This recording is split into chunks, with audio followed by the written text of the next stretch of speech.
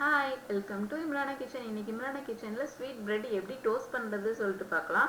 அதுக்கு ஃபஸ்ட்டு ஒரு 2 முட்டையை பாத்திரத்துக்கு உடச்சி ஊற்றிட்டேன். ஊற்றினதுக்கப்புறம் ஒரு 10 டீஸ்பூன் அளவு ஒயிட் சுகர் ஆட் பண்ணிக்குவோம். ஒயிட் சுகர் ஆட் பண்ணி ஒரு விஸ்க் வச்சு நல்லா கலந்து பீட் பண்ணி விடலாம்.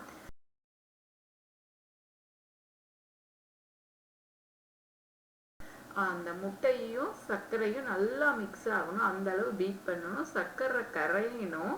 அந்த அளவு ஃபர்ஸ்ட் பீட் பண்ணி எடுத்து வச்சுக்கிறோம்.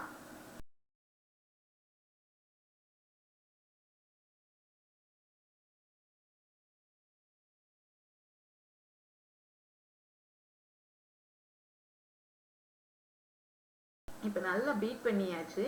இது கூட காய்ச்சி ஆற வச்ச பால் 1 டம்ளர் அளவு ஆட் பண்ணிக்கலாம்.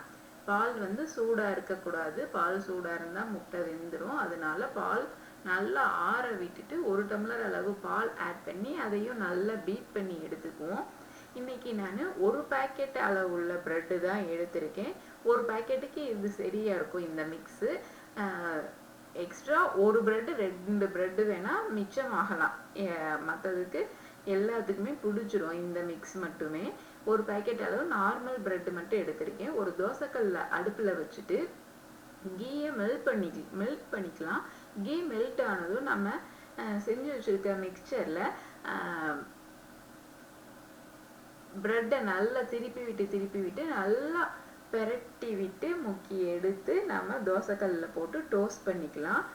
பெரட்டி விடும்போது நல்லா முட்டை, சுகர், பால் எல்லாமே அந்த பிரெட்டில் இஞ்சிரும். அந்த அளவுக்கு நல்லா இஞ்சிற அளவுக்கு நல்லா முக்கி எடுத்து தோசைக்கல்லில் போட்டுருவோம்.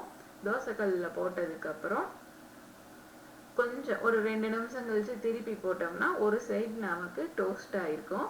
அதே மாதிரியே மிச்சம் இருக்க பிரெட்டையும் திருப்பி விட்டு டோஸ்ட் பண்ணிக்கலாம். இதுக்கு இடையிலேயே கொஞ்சமாக நெய் ஆட் பண்ணிக்கலாம். முன்னாடியே நெய் நிறைய ஆட் பண்ணிட்டோம்னா போதும்னு விட்டுடலாம். கொஞ்சம் நெய்யும் இடையில திருப்பி விட்டதுக்கப்புறம் ஆட் பண்ணி நல்லா ப்ரௌன் கலர், அதாவது அந்த பிரெட்டு நல்லா டோஸ்ட் ஆகுறது நமக்கே தெரியும். அந்த அளவு வந்ததுக்கப்புறம் டோஸ்ட் பண்ணி எடுத்து நான் இன்னைக்கு ஒரு ஹாட் பேக்கில் வச்சுருக்கேன். இதே மாதிரியே மிச்சம் உள்ள பிரெட் எல்லாத்தையுமே நல்லா டோஸ்ட் பண்ணி எடுத்துக்குவோம்.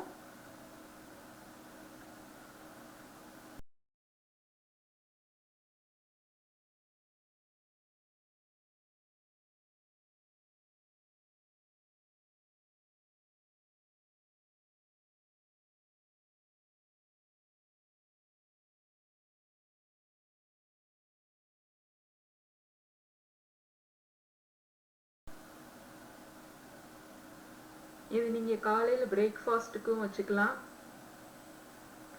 இல்லை அப்படின்னா ஈவினிங் வந்து குழந்தைங்க ஸ்கூல் விட்டு வந்ததும் சாப்பிட்றதுக்கு கொடுத்தோம் அப்படின்னா நல்ல ஒரு ஃபில்லிங்கான ஸ்நாக்ஸாக இருக்கும். ட்ரை பண்ணி பாருங்கள் நீங்களும். இந்த வீடியோ பிடிச்சிருந்துச்சுன்னா லைக் பண்ணுங்கள், ஷேர் பண்ணுங்கள், சப்ஸ்கிரைப் பண்ணுங்கள். மறக்காம பக்கத்தில் இருக்க பெல் ஐக்கானை கிளிக் பண்ணுங்கள். தேங்க்ஸ் ஃபார் வாட்சிங்.